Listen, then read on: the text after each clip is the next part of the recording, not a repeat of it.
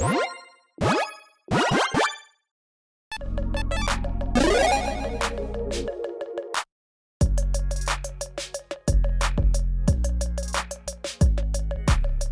everyone, Mitch coming in from the Commander's Core studio. Welcome to the show. Okay, if you've seen my other episodes on these spoilers, I just made a mistake again. Leaks, there we go.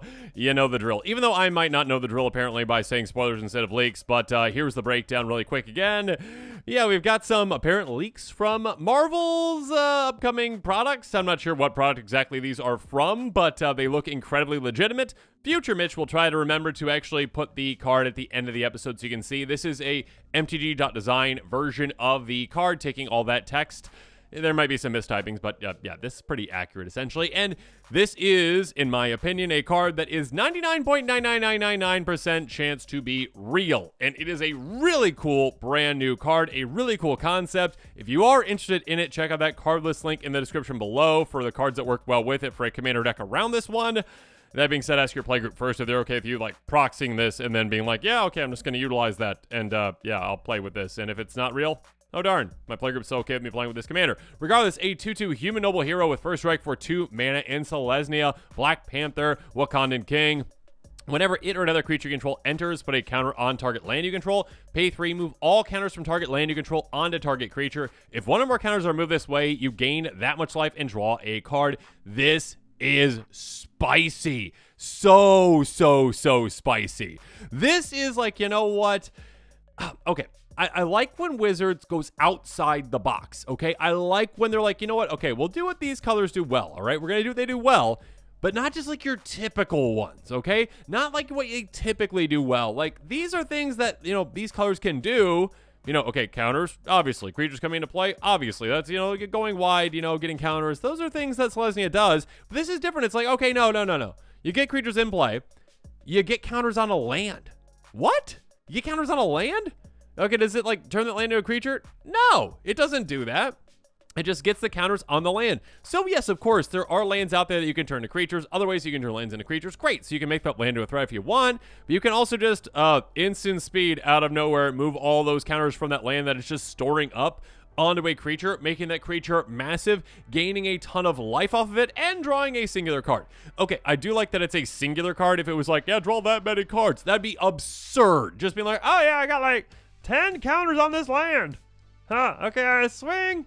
Pay 3 mana, draw 10 cards. Look, I did it. It was so hard. No, it was easy. See, I'm glad that they limited this in the ways that they needed to, but didn't limit it in other ways. Again, that thing, that pay 3 mana, doesn't like say at the end of it, like activate only as a sorcery. I hate those words, Wizards. There are very few times when they're needed, and they didn't limit this commander in that way, and I'm so glad. Or like whenever this or another creature you control enters, like, you know, or, you know, one or more creatures enter, like, they didn't limit it in that way either, and it's not needed. So this is a really good design, a low-to-the-ground commander that, again, you could turn into a big threat. Obviously, it's got first strike. You can move those counters onto this. If you want to have this be your heavy hitter, you can. But also, you can get other creatures out there, like maybe Esper Sentinel. I mean, that's expensive, but yeah, if you get the budget for it, then you're like, okay, I'm utilizing that power for a different reason. You know, I need more power on that because of this effect, that effect. You can do a lot of cool things with counters, a lot of cool things with life gain, a lot of cool things with lands, and yeah, there's a certain land out there that came to my mind right away that you're like, I'm terrified of that land if this commander is out there and they're set up properly because I'm going to get taken out in no time at all. So again, a very exciting commander that, again, I like when they take things in different directions. It's still within the identity of these colors, but it is something different. It's not just, okay, I make tokens and gain life. Yay, Selesnya! Or like Simic, like lands and draw. Like, no, we're going a different direction, okay? Counters, creatures, but also lands getting counters. Cool play with this one. I like it a lot. Again, if you're interested in it as well, make sure you ask your playgroup. They might let you proxy it and just like, yeah, sure, build a deck around it, whatever. It's really cool, awesome, do that, and sure, pick up some of those cards in the card list link in the description below. Or you can wait till Wizards is like, yeah, no one has seen this before. It's a spoiler. No one's seen it. Yeah, it's brand new. And just ignoring that the leak happened awkwardly. All right, now let's move on. And let's move on to some cards that can make a massive impact, including Semester's End. This one says a lot of things, but basically what it's doing is, okay, hey, exile your entire, board of creatures that you want to, and then they come back. And they come with a counter on them. And Planeswalkers too, who cares about that? But what we care about essentially is, you know what? We took our entire board, we blinked it, and it came back. And all of a sudden, the commander was like, oh, hey, oh, your creatures just came into play. Great. That's a lot of counters on that land. And you're like, that's a weird thing to do, be like counters on land. You're like, yeah, that's what this deck does, though, okay? So yeah, a massive blink effect like this one can be absolutely huge. Not just a great way to save your board, but also a great way to say, you know what, let's get a lot of counters on that. Next up, if you are going into that blink strategy, which I would recommend utilizing some blinking effects, Spirited Companion cards like this can be huge. A very simple 1/1 dog for 2 mana. Just a 1/1, who cares? You don't really care what your creatures do for the most part if you're set up properly with this commander, because you can actually just be like, oh, okay, cool, yeah, you know what? ETB draw a card, that's what I care about. I care about not just a giant powerful creature. I can make any creature powerful with this commander. I care about an ETB that I can use and abuse again. Being able to draw some cards with your commander, that's nice, but you can only draw one at a time. This also says, you know what? When you're blinking things, you get extra cards too. Speaking of blinking things, White Mane Lion. Cards like this you can really take advantage of with this commander. A 2/2 cat with flash for 2 mana. But again, you might have some cost reducers out there to make this just cost 1. ETBs bounce a creature control back to its owner's hand. It can actually be this one again and again and again and again and again. Or if you do have another creature with a great, ETB that you want to utilize, bounce that one, recast that one, or, bounce save your commander when you need to. But being able to utilize, again, great ETBs like this one can be huge. Rexage, yeah, a great card as well. There's a lot of different ways to just, well, gain advantages, gain value off of ETBs, but also to disadvantage your opponents to actually take things out with them too. A 2/1 Elf Shaman for 3 mana in green. Enters, destroy target artifact or enchantment. So again, being able to use and abuse this with ETB, blink abilities, that kind of stuff as well, that can be huge for you. Salt Skitter, a card that is kind of terrible but amazing with this kind of a commander. A 3/4 worm for 4 mana in white. When another creature comes into play, remove it from the game, return it back to play, unstores control at the end of the turn. Kind of like a Norin-ish, but in white. It works differently, but still, being able to just have something like this, it's like, I'm leaving, I'm coming back, I'm leaving, I'm coming back, I'm leaving, I'm coming back. Might be useless in many strategies out there, but yeah, with this commander, you're like, okay, cool, it's an extra counter, it's an extra counter. You might have other things as well that benefit when a creature comes into play too, so do keep that in mind. Secure the waste, keep in mind, it does not specify non-token creatures entering. So yeah, you're in green, you got plenty of ways to ramp, you got plenty of ways to put a ton of mana into this and make a lot of instant speed X 1/1 white soldier creature token. Sorry, I said soldier warrior. I was reading the word and I said the other word. It doesn't really matter what creature type they are. What matters is all of a sudden you're like out of nowhere being like, okay, a lot of mana into this, a lot of creatures out of nowhere, a lot of counters on that land. That can be game ending for you. March the Multitudes. Again, you are going wide with this kind of a deck most likely, so go even wider. This has Convoke. Create X 1/1 white soldier creature tokens with lifelink. Surprised I didn't say warrior right there and mess that one up too. But yeah, being able to just say, you know what, let's get more creatures in play. Take advantage of the fact that your commander does not specify, again, token, non-token. And also keep in mind that, again, your commander can gain you a lot of life too. You're going to have other, life gain benefits from this deck. These have lifelink. You can also make them into a big force as well. Not just going wide, but being like, okay, I swing with one of them. I give it a ton of counters. It's hitting for a lot. I'm gaining even more life and even more benefits from my life gain benefits. Next up, some lands to consider. Like a Mishra's Factory. Very simple, very effective. Pay 1. It's a 2/2 until end of turn, still a land. Yeah, this is a good one just because it's like, okay, a board wipe happened. Oh, okay, well, the board's clear. No one's got any blockers. This thing has 20 counters on it.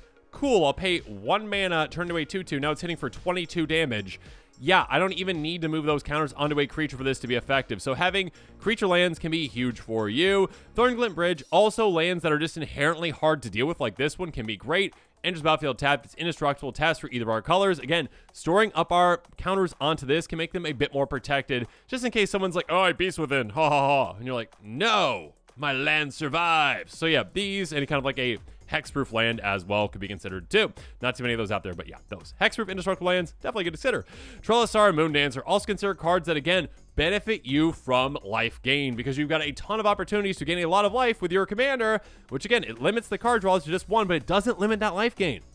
Whenever you gain life, you get a counter on this, and scry 1 can also benefit from other, counter synergies as well, like hardened scales kind of things too, so do keep that in mind. But yeah, just a massive scry with this. I mean, this is a massive heavy hitter, but also a massive scry with this too. That is huge. Being like, oh, okay, cool, yeah, I put 10 counters on something, I gain 10 life. Oh, yeah, I guess I'll just dig down into my deck and kind of do like a mini tutor to get the right thing on it top. Well of Lost Dreams, one of the first cards that came to my mind as well. Artifact for 4. Whenever you gain life, you may pay X for X's less or equal to the amount of life you gain. If you do, draw X cards.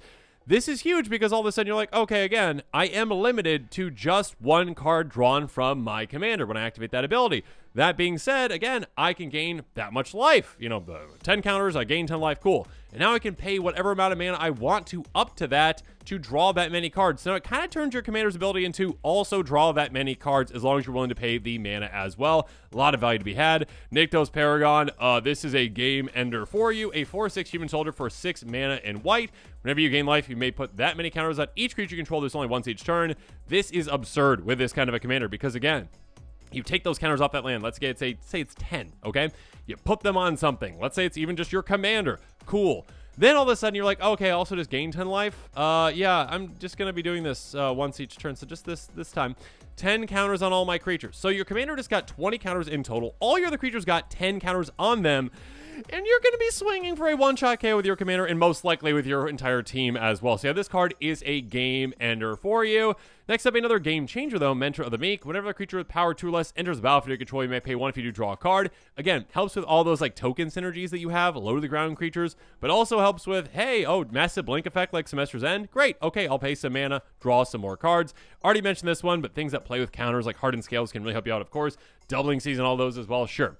If one of our counters is placed on a creature you control, that many +1 are placed on instead, that's a nice additional thing too. Keep in mind, again, when you have those counters on a land that can turn into a creature like Mishra's Factory, like I talked about earlier, if you pay that one ahead of time, turn a creature, and then all of a sudden you're getting a bunch of creatures in play and you're getting counters on that, that's a creature, so now it gets additional counters on it every single time, so that can be huge, so do keep that in mind.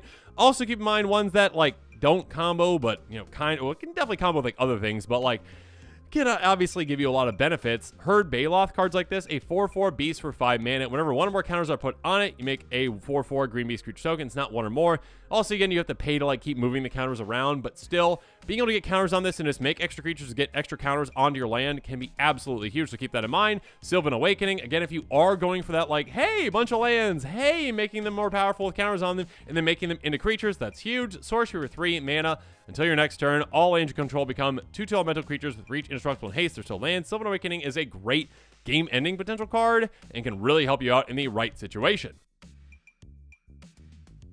Next up, though, some pricey cards to consider. Around $13 for this one. Inkmoth Nexus. Yeah, this was one of the first cards I thought about. It is a game-ending card for this commander. It can tap for 1, cool, but you can also pay 1. It becomes a 1/1 artifact creature with flying and infect until end of turn. Silly land. Yeah, again, this literally just needs 9 counters on it, which is very easy to get to with this kind of a deck. And then you just say, oh, hey, over there, do you have any blockers? No, and I'm also tapped out. Oh, great. Okay, cool. I pay 1, turn my land into a 1/1, which has 9 counters on it. So it's a 10/10 essentially, and it's got infect, and I hit you, and you lose. Oh no, that's unfortunate. Yep, exactly. So yeah, Inkmoth Nexus, it's a card that, again, doesn't take up a spot in the deck. Again, it's a land. It's just a land. It takes up a land spot. It taps for 8 colors. It doesn't even come to play tapped, okay? You're fine. It's just 2 color commander. You are able to easily fix your mana. If you got the $13 lying around, or you proxy it, then yeah, this is a really good slam dunk card for this deck. That can be a game-ending card on a land. How often can you say that? Eerie Interlude, a very, cheaper when it comes to like mana value-wise, but not cheaper when it comes to actual cost. Blink effect for you compared to Semester's End. Exile any target creature to control, bring them back. Again, just basically, hey, a great way to protect your board, protect your position, but also a way to say, you know what? How many creatures do I have? Oh, how many have ETBs? Let's take advantage of those ETBs, but let's also get that many counters on my land. Cool, good for me. Panharmonicon, doubling up ETBs is, of course, a very, very good thing. Artifact creature enters, double that up. Again, if you are playing around with ETBs, great, cool. Draw extra cards, destroy extra things, all those lovely things, but also, of course, double up the amount of counters that you're getting on that land, too. Roaming Throne, this is just like a chuck it in basically any commander that has a triggered ability because it's always good. I keep mentioning this for like all the commanders, but yeah, Wizards, you made a mistake when you made this one. Huge mistake. Anyways, 4/4 doesn't need War 2, but it has it. Enter, choose a creature type. Whatever creature types your commander has, choose those. Cool. Just choose one of them. Trigger ability of another creature you control the chosen type triggers for digital time. Yeah, doubling up on your commander's trigger is huge for you. Speaking of triggers to double up on, potentially Archangel of Thune. 3/4 Angel with Flying and Lifelink. Whenever you gain life, get a counter each creature you control. Again, yet another way to be like, oh, okay, cool, yeah, I gain life here, I gain life there, I gain life everywhere. You're going to have a lot of different ways to gain a bunch of different life. This also combos with certain things too, so do keep that in mind. But yeah, being able to be like, oh yeah, cool, I get extra counters on all my things. What's not to love about that? Conjurer's Closet, any of those kind of repeatable blinking effects as well, of course, can be great. Even if just one creature blinking, keep in mind, you've got those ETBs to take advantage of. Spirited Companion, those kind of things. Cool, draw cards, Reclamation Sage, destroy things, but also just free extra counters on your land. What's not to love about that? And with that, this episode is coming to a close. Comment below with your thoughts on it. And of course, as always, thanks again and have a good one.